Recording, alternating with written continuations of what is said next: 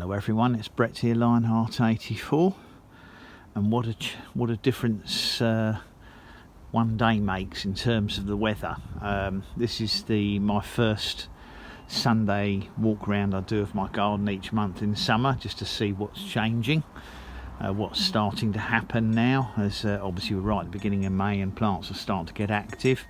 But for the last few days, most of the week, we've had unbelievable temperatures for the end of April and beginning of May in the mid to high 20s centigrade, so well into the 70s Fahrenheit, which is very unusual. In fact, apparently May the 1st was the highest temperature ever recorded on 1st of May. I believe it was 29.5 centigrade, which is probably about 83, 84 Fahrenheit, something like that. So very, very unusual, and that has of course encouraged some of the plants to come a little better than usual. So I'm going to do my quick, well, it won't be so quick, my usual garden walk around. Start by looking at from a distance, as I can't get close to the other plants until I reorganise everything here. This of course is my Crimson Bonfire patio peach. Because of the dry weather we've had, it's got almost no peach leaf curl on it. There is a little bit on a couple of the leaves, and as I see them develop I remove them, and obviously at the moment the dry weather is carrying on. Moving on, we've got my patio medlar. It's now coming into full flower. I did show it in a standalone video the other day. It's absolutely covered in flowers this year, and hopefully we'll get some decent fruit set on it again, though it's probably getting a little bit restricted in the pot. My Inground unknown Kiwi berry variety, it's a female, and up till now I've not had a male flowering. It got cut. I had to cut it back really heavily last year because the neighbour cut it away from the fence on his side and it collapsed onto the border, so I cut it back very hard, and that was quite late in summer. So the type of growth that develops is basically non-flowering growth. It has got a handful of flower buds on it, but compared to last year when it was covered, the whole vine was covered, this year there's just a few shoots with a few flower buds on. But I still haven't got a male that's in flower, so it doesn't really matter, because I'm not going to get obviously I'm not going to get any fruits on it without the male. Moving on, hidden behind here is my Inground citrus. We still don't know the answer for sure whether or not it's the Myers lemon that's come back, or if it's a shoot from the rootstock, because it got killed right back to the base around the ear of the graft. But it's got loads of new shoots coming on it, so it's still nice to have a citrus in ground. If it was to sort of produce some flowers, then I'd know the answer, because obviously we would then know whether they were Myers lemon flowers. So it looks like it needs a feed, so I'll try and deal with that a little bit later. Next to it is one of my in-ground blueberries. This had a bit of a year off last year, but it's covered in fruits this year, which is looking very promising. In front of that in a pot is my in-ground white mulberry. This variety is Carmen. Absolutely covered in flowers at the beginning of May, so we should get a decent, looks like we're going to get a decent fruit crop on that. Next to the mulberry is the first of my named pineapple guava varieties. This one is Mammoth. Started into growth nice and early this year again, because we had a very, very warm April, and in fact I can see, if we can go in here, and I think you better see them, it's got embryo fruit flower buds already starting to develop on the plant, which is quite early. Normally these start flowering sometime in June. If we get a warm May and these carry on developing at this rate, it looks remotely possible that we could get flowers right at the beginning of June. Now if that's the case, obviously there's a much better chance of getting better sized fruits. Behind the pineapple guava is another blueberry. It's looking to be a decent size this year. It's now growing up above above the sort of pineapple guava, which means it's getting more light finally, so it's going to fruit quite well. And in front of it I've got another one which is my earliest variety. Fruits are even better developed on this. Look at the size of these for early in for right at the beginning of May. It's quite amazing.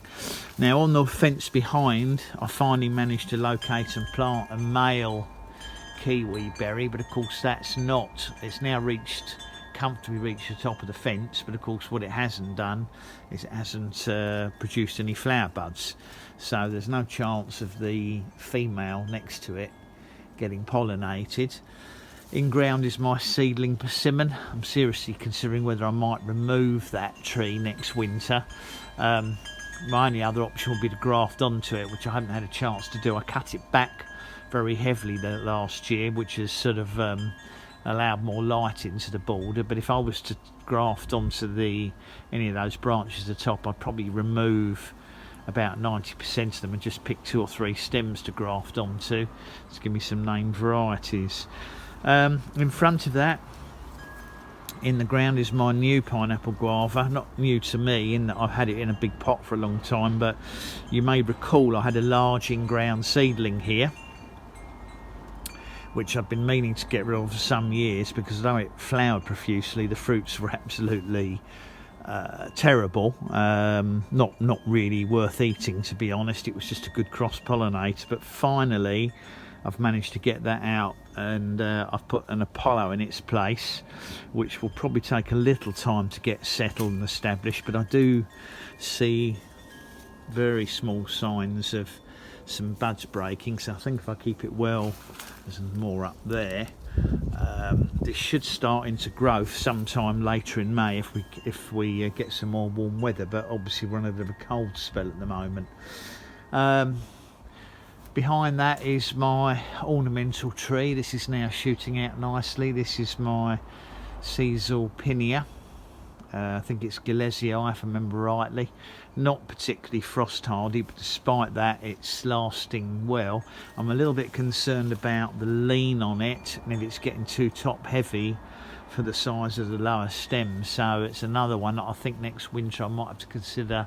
Hopefully it won't blow over this year, but I think I'm going to have to consider cutting that back very hard and getting it to shoot from lower down. And tucked behind it, still soldiering on after many years and still not flowered for me, is my grafted sunflower pawpaw. Nevertheless, it's still alive, and the fact that it's still alive is promising. But it's because it's sort of hidden away behind there. I think it's been neglected, probably never gets enough water, and I'm wondering if I should maybe feed it to try and encourage more growth. Sort of leaning forwards a bit towards the pomegranate, so I'm thinking that I might need to try and put a stake behind it and just put a strap on it just to pull it a bit more upright, and that would certainly be benefiting. That would certainly benefit if I was to cut the Sichuan back. My in-ground pomegranate doing nicely. It's whizzed into growth early this year because of the warm spell we've had, but relatively little happening in the way of flowers. I'd noticed a couple of weeks ago a probable flower bud on there, but it's never developed any further, so I suspect that most of the early flower buds on it which it gets will abort. Oh, there's one, just noticed there's one here that's quite a lot bigger. At the moment that looks likely to be a male flower to me anyway. In any case, without a female and a male open at the same time, very little you can do. It's now another flower bud developing there, but of course we're now going into this cold spell where the temperatures have dropped down into, well, today it's about 12 or 13 centigrade, so about 53 to 55 Fahrenheit, and it looks like it's going to be like that for the next few days, so that doesn't encourage the flower buds at all. Behind it on the wall is my trumpet vine. That's a campsis. I cut the butterfly bush heavily as I usually do heavily this year, so that's now shooting up nicely with new growth. My next in-ground pineapple guava is the Triumph. Once again, lots of new growth, nice and early this year, and yep, there are signs of some flower buds appearing on this as well, so that's promising. It said it looks like we could have flowers early in June on some of my named pineapple crabers, which would be beneficial. Broken stem there, result of winds or whatever. My inground pawpaw, Asamina triloba, doing very nicely. I haven't really bothered with hand pollinating this year.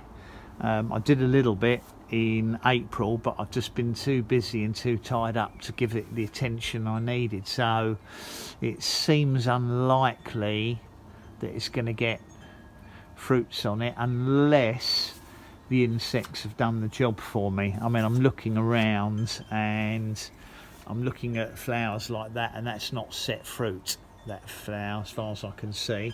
Obviously, as I said, I was hoping the insects might do some pollinating for me. Slight possibility of that one there is looking marginally more promising, but you never can tell because they often drop off shortly after they've reached that size. My crenum's recovered well from any winter damage this year. Normally comes up well, should flower in probably about July.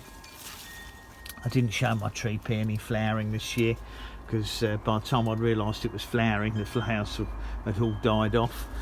Carrying on around, really pleased with how my Chilean guavas are doing.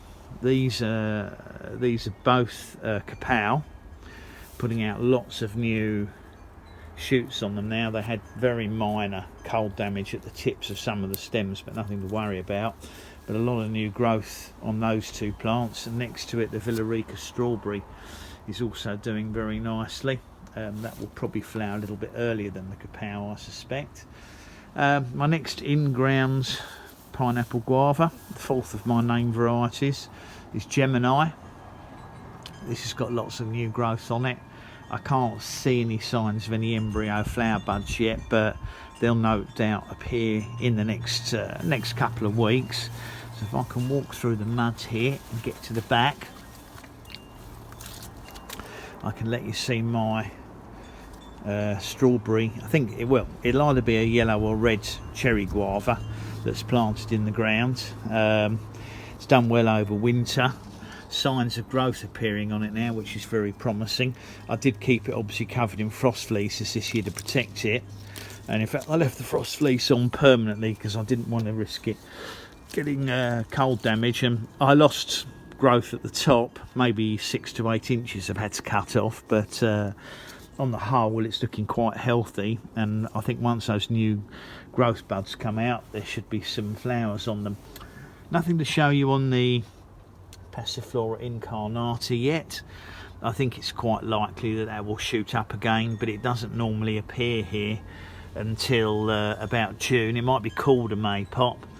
I can see little signs of green buds actually on the roots at the bottom that are exposed, so yeah, that's going to be coming up. There'll be no problems with it this year.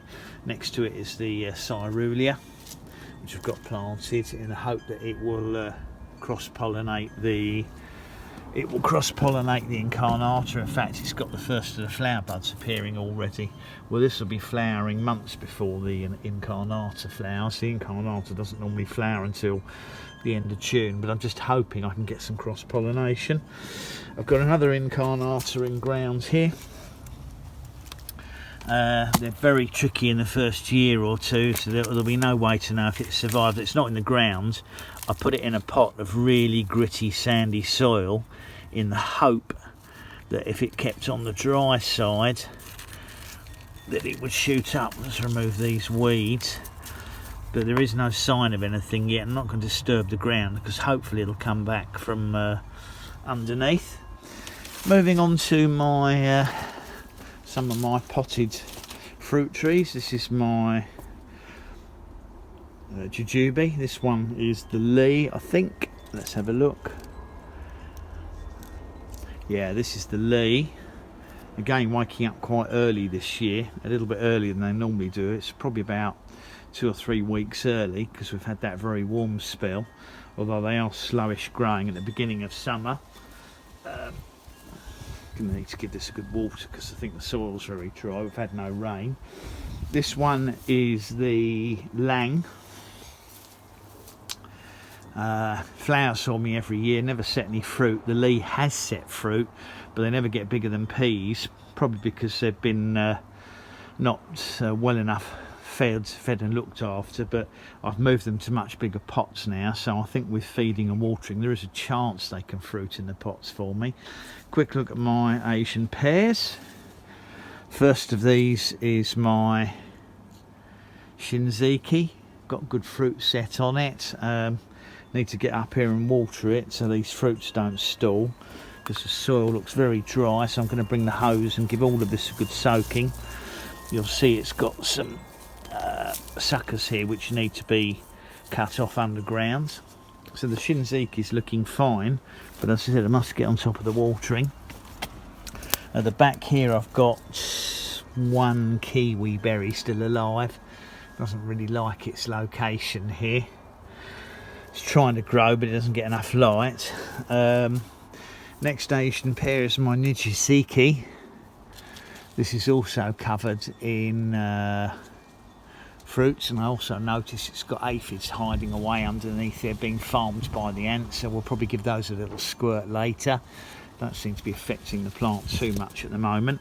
Now I did plant one in ground, which was my Olympic, also known as Korean Giant. That's got fruit set on. It, which is quite promising. Would be nice to get a couple of fruits to try this year. Some of them are quite a good size already, actually. Walking back round the other side, here is my Hong Lee. This is the one that I'm actually got up for sale at the moment. I decided it was worth, I was asking £60 for it. It has got some embryo fruits on it, so if it's well looked after it may produce 2 or 3 fruits this year. But nice and healthy, and it's put on really strong growth this year. Look, well over a foot tall, and as I said, I'm asking £60 for that. It was originally going to be 50, but I've decided that was too cheap for the size of the tree and the pot it was in. And my final Asian pear is the Kumoy. That also has embryo fruits on it, quite a lot of them. So I need to get in here with a hose and give these a good watering to make sure they carry on. My Sichuan Pepper. This one is Xanthoxylum bungianum. They're all sort of species ones. Sichuan pepper tree. But I note that it's got loads of flower buds appearing on it all over the place.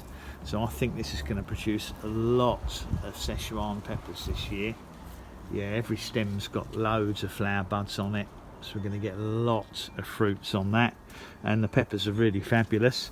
Next to it in ground, I've got my Pennsylvania Golden, and I notice it's got some dieback on some of the branches. So I'm going to give that a bit of a prune, and I think this is going to have to go into a much bigger pot as well. I think one of the problems is it's struggling in the pot. You can see how much better the Prima is doing in the giant pot next to it, and I'll be top dressing this soon, which I think will be beneficial to the plant. But as I said, I think I might try and pop that Pennsylvania Golden into a large fabric pot, but I'm thinking that I probably shouldn't do it at this time of the year. It might be too much of a shock for it. Again, no sign of fruit set yet on the Pennsylvania Golden. I've never tried a fruit on that before. I have obviously had fruits many times off my Prima, and it seems to set fruits quite well on its own. I have done some hand pollinating, but I'm thinking that some of these are looking quite promising. These little ones probably won't set, but I think some of these, like this one here, which might be the results of my earlier hand pollinating, could be working okay. Tucked way down here is another mulberry. This needs a repot. This is very, very undersized pot. This one is Agate. This actually produces probably the biggest berries of the ones I've got, but obviously not in a root restricted pot like this, so I need to get on top of the repotting soon. Quick look at a couple of the persimmons. I haven't got many left now, obviously. This one is a hybrid persimmon. This is an Asian American hybrid, and this one is Russian red. Got plenty of flower buds on it, so I don't think it's ever fruited for me before. I think if I get it out the pot and just top dress it and put some more fresh compost underneath, it should be fine. And the one next to it is my actidia.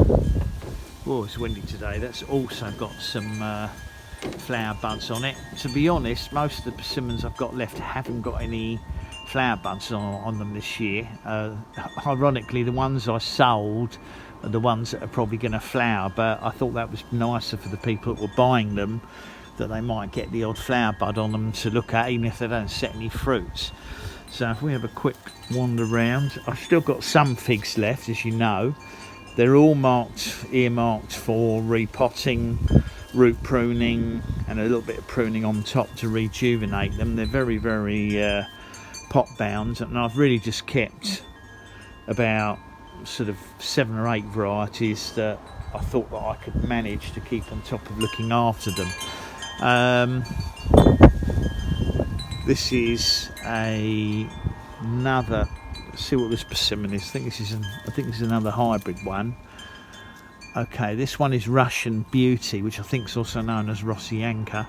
Has got 1 or 2 tiny flower buds on it. I'm not convinced that they'll come to anything or set fruit. And I am actually going to be doing, when I reorganise my persimmons, I am going to be taking some sort of drastic action with their treatment and what I'm going to do with them, which I'll feature in another video.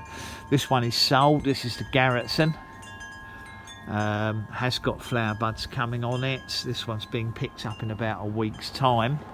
It's the last of my American persimmons, sadly. I decided to let them go because I just didn't have room, because as you probably will know if you've seen my other videos, I'm planning to reorganise this whole area here so that I can put some of the persimmons into the ground at last, and then the few that I don't put in ground I'll put into very large fabric pots. They should be able to stay in for a few years.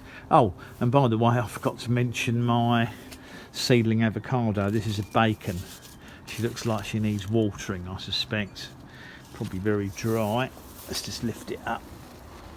Heavy feeling, but I think it still needs watering. I think it's because I've got it in a very heavy soil. Carrying on round, my severely defoliated 2 Loquats. I've got Oliver and Mrs. Cookson. They've lost all their old leaves, but they have got lots of new leaf growth coming out. They've both suffered the same problem. Again, I'm considering putting these into the ground. If I can organise the garden efficiently, it's going to be a bit of a jungle, but I just think that most of the plants I've got will respond much better to being in ground, and they're less likely to defoliate and more likely to fruit eventually. I'm kind of thinking that I should put the Loquats near the fence to protect them from the colder, wetter weather we get in winter, in the hope that when they do flower again, that they might actually set fruits. Tucked away down behind there is my only surviving variegated pineapple guava. Not easy to see, but I tend to forget it's behind here, and it probably needs a repot, but because it's been so sheltered, obviously it's survived the cold weather, because these are a little bit less hardy than the varieties like Kapow. But of course it's not really getting enough light here, and I think it's probably starved in this pot, so I really should repot that as well and see if I can get that. It needs a good trim back to remove this leggy growth, but it's really for decorative purposes. I don't think the fruit are worth eating. But there we go. Now another plant that I might, if I could find room for at my parents', this is my cali. It's a lovely ornamental plant, but just not practical really to have in my garden if I want to make the most of the fruits. Now behind that, growing on the fence, you'll be well aware of this because obviously I've featured it many times in recent videos, are my chocolate vines, of which I've got 2 purple and a cream variety, and I'm going to say, obviously I don't have to hand pollinate these. These are going to have thousands, not just hundreds, probably thousands of fruits on. It's just a shame the fruit's not a bit more inspiring. If you look at the fruit set, I don't do any hand pollinating on these, and it's pretty much finished flowering now, to be honest, which is probably just as well, because the amount of fruits it's going to produce are crazy, and they're already swelling quite nicely, and we're only at the beginning of May. Normally, funny enough, these flower right through into June and July, but I think it's flowered so heavily so early it's probably run out of energy, and I'm going to have to get out here with the pruners and just get all of these, keep these stems under control, because they're just too big really. So moving on, hope this isn't dragging on too long for people. I've got my last named pineapple guava that I am keeping that's still in a pot. I'm going to put this in a larger fabric pot soon because it's very pot bound. This one is unique, if I remember rightly. It is putting out new growth, but as I said, very pot bound and needs to be repotted if I want it to fruit this year.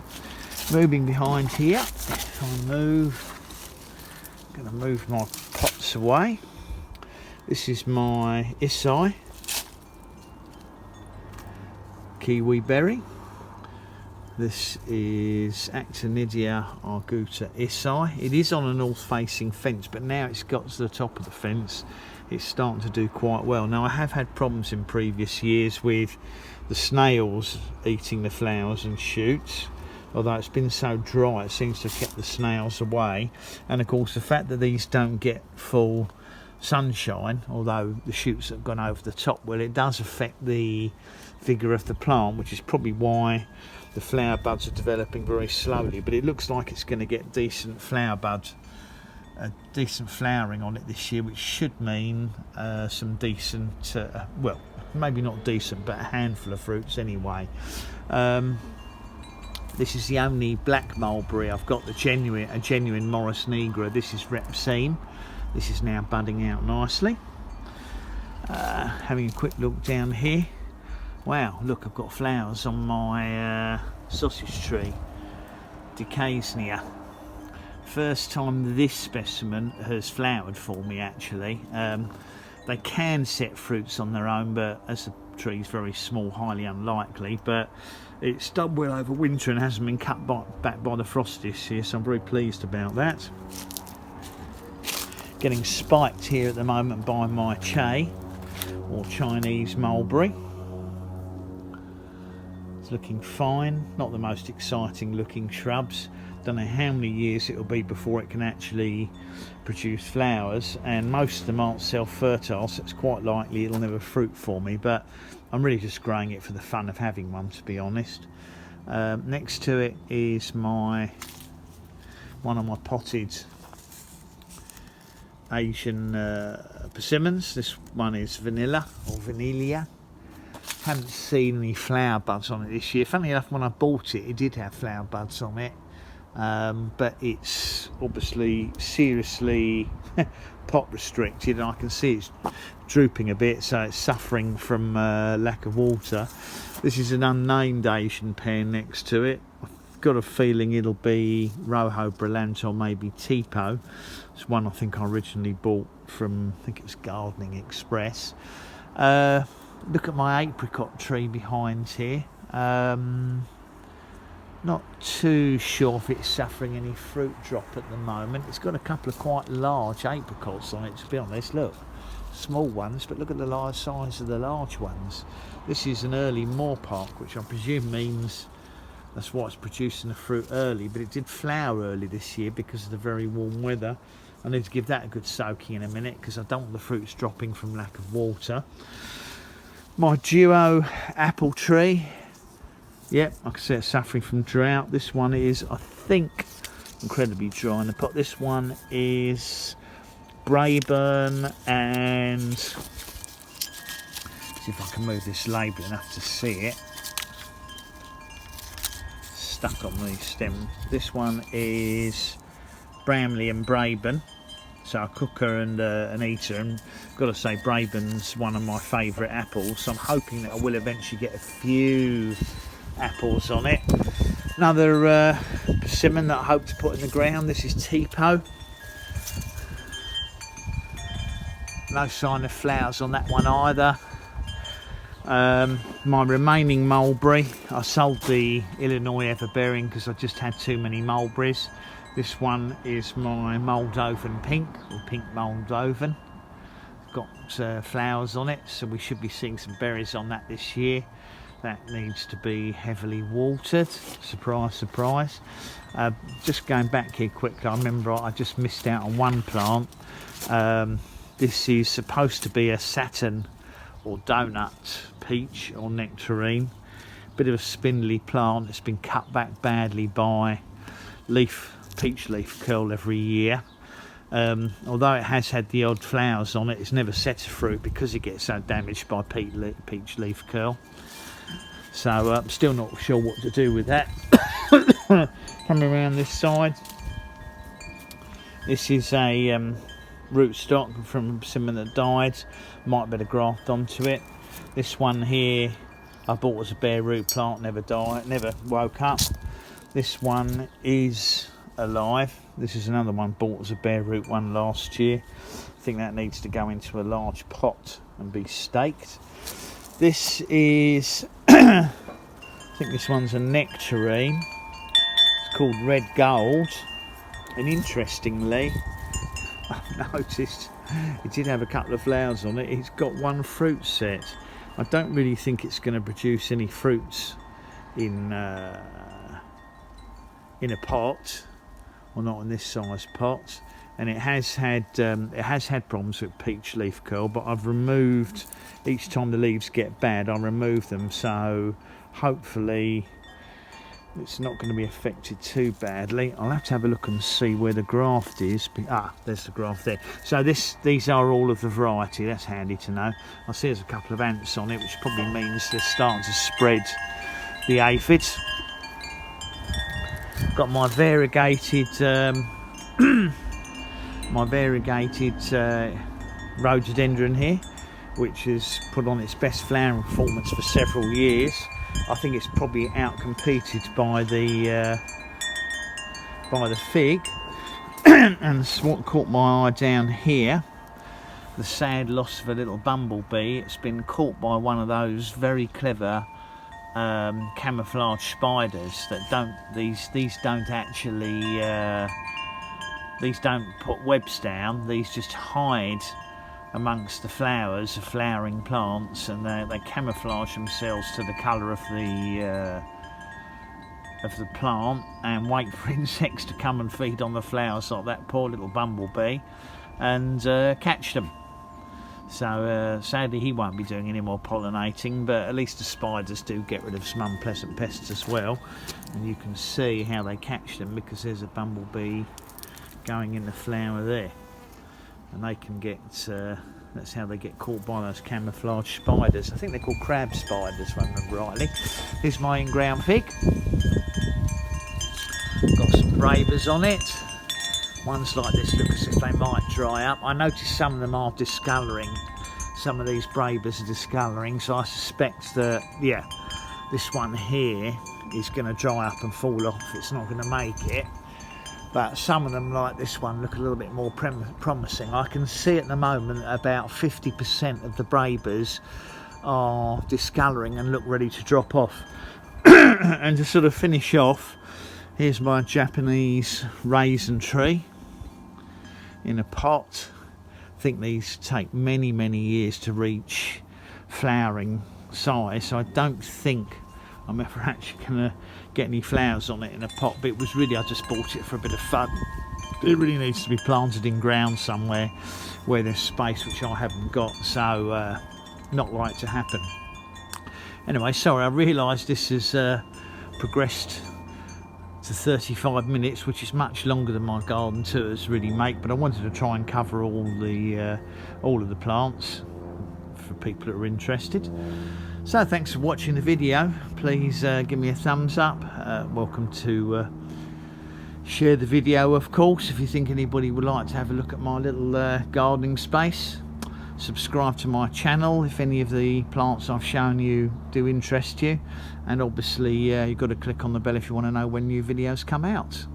I'll see you all soon. Brett out for now.